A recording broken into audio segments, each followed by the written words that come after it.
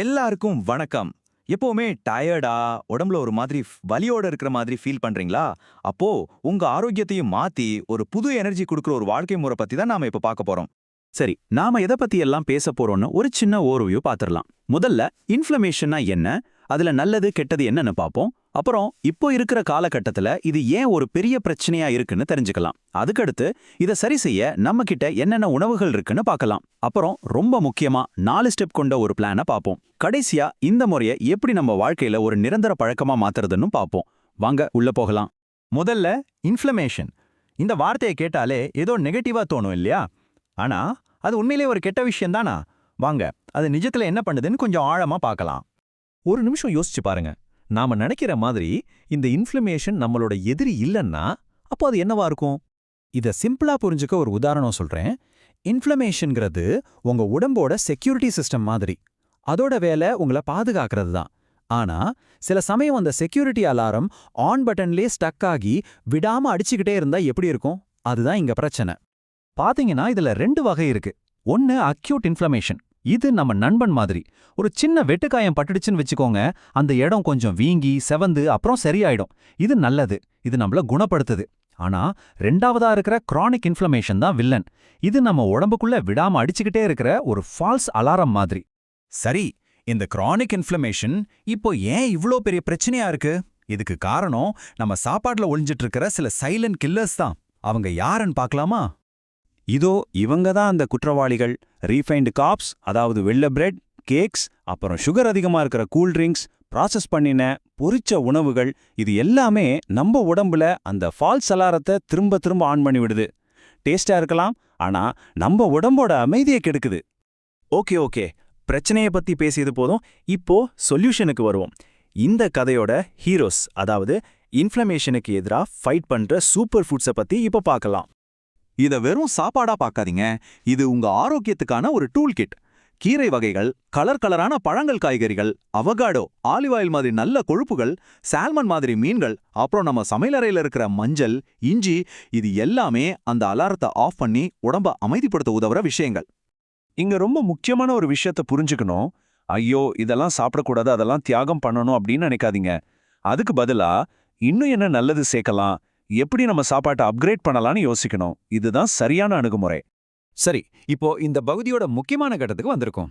ஒரு புது வாழ்க்கை முறைக்கு மாறுறதுக்கு ஸ்டெப் பை ஸ்டெப்பா ஃபாலோ பண்ற மாதிரி ஒரு 4 கட்ட பிளான். பாருங்க, பெரிய மாற்றங்களை ஒரே நாள்ல செய்ய நினைச்சா அது வேலைக்கு ஆகாது. அதனால தான் இந்த 4 சிம்பிள் ஸ்டெப்ஸ் மூலமா கொஞ்சம் கொஞ்சமா நம்ம பழக்கத்தை மாத்தி ஒரு நிரந்தரமான ஆரோக்கியமான லைஃப் ஸ்டைலுக்கு மாற போறோம். வாங்க முதல் ஸ்டெப் என்னன்னு பார்க்கலாம். ஃபேஸ் 1. முதல் 2 வாரத்துக்கு நீங்க எதையுமே உங்க சாப்பாட்டுல இருந்து நீக்க வேண்டாம். ஆமாங்க, எதையுமே எடுக்க வேண்டாம். அதுக்கு பதிலா ஒவ்வொரு வேளை சாப்பாட்டோடையும் ஒரே ஒரு நல்ல விஷயத்த மட்டும் சேருங்க. உதாரணத்துக்கு காலையில சாப்பிடும்போது கொஞ்சம் பழங்கள், மதியம் சாப்பிடும்போது கொஞ்சம் கீரை. அவ்வளவுதான். ரொம்ப சிம்பிள் இல்லையா? சூப்பர். இப்போ உங்களுக்கு நல்ல விஷயங்களை சாப்பாடுல சேர்க்கிற பழக்கம் வந்திருக்கும். இப்போ அடுத்த ஸ்டெப் ஸ்மார்ட் ஸ்வாப்ஸ், அதாவது புத்திசாலித்தனமா சில மாற்றங்களை செய்ய போறோம். ஒரு உணவை மொத்தமா நிறுத்துறதுக்கு பதிலா அதோட ஒரு பெட்டரான, ஹெல்த்தியான, ஏன் டேஸ்டியான வெர்ஷனுக்கு மாறப் போறோம். இது கொஞ்சம் கிரியேட்டிவா யோசிக்க வேண்டிய நேரம். இங்க பாருங்க, எவ்ளோ ஈஸியான மாற்றங்கள்னு. வெள்ளை சாதம் சாப்பிட்றதுக்கு பதிலா பிரவுன் ரைஸ் இல்லனா தின மாதிரி ஏதாவது முயற்சி பண்ணலாம். சக்கரை போட்ட ஜூஸ் குடிக்கிறதுக்கு பதிலா ஒரு ஹெர்பல் டீ இல்லனா பழங்கள் போட்ட தண்ணி குடிக்கலாம். சிப்ஸுக்கு பதிலா வறுத்த கொண்டக்கடலை. இப்படி சின்ன சின்ன மாற்றங்கள் தான், ஆனா அதோட பலன் ரொம்ப பெருசு. அடுத்தது ஃபேஸ் 3. இது ரொம்ப முக்கியமான ஒரு ஸ்டேஜ். ஒன்னு ஃபுல்லா டயட்ல இருக்கணும், இல்லனா எல்லாத்தையும் சாப்பிடணும் அங்கிற அந்த எக்ஸ்ட்ரீம் யோசனையை விட்டுட்டு நமக்கு ரொம்ப பிடிச்ச உணவுகளை எந்த குற்ற உணர்ச்சியும் இல்லாம எப்படி என்ஜாய் பண்றதுன்னு பார்க்க போறோம். இந்த வாழ்க்கை முறையை நீங்க வாழ்நாள் முழுக்க ஃபாலோ பண்றதுக்கு ஒரு சிம்பிளான ஆனா ரொம்ப பவர்ஃபுல்லான ஒரு ரூல் இருக்கு. அதுதான் 80-20 ரூல். அதாவது 80% நேரத்துல இன்ஃப்ளமேஷனை குறைக்கிற நல்ல உணவுகளை சாப்பிடுங்க.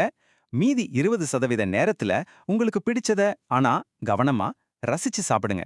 இது ஏதோ தப்பு பண்றதில்ல, இது நம்ம பிளானோட ஒரு பகுதி, நம்மளோட சாய்ஸ்.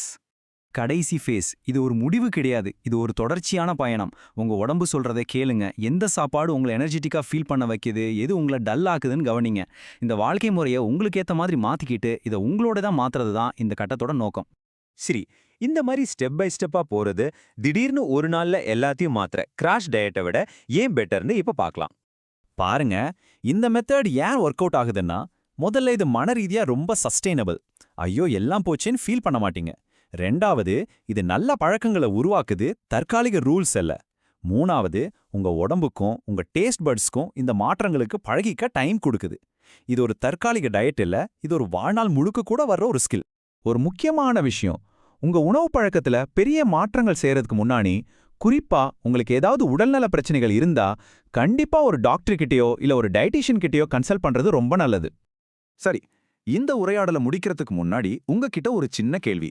நீங்க சாப்பிட போற அடுத்த வேளை சாப்பாட்டுல அழற்சியை குறைக்கிற மாதிரி சின்னதா ஒரே ஒரு விஷயத்தை சேர்க்கணும்னா அது என்னவா இருக்கும்? யோசிச்சு பாருங்க. அந்த ஒரு சின்ன விஷயத்துல இருந்து உங்க பயணத்தை இன்னிக்கே தொடங்குங்க.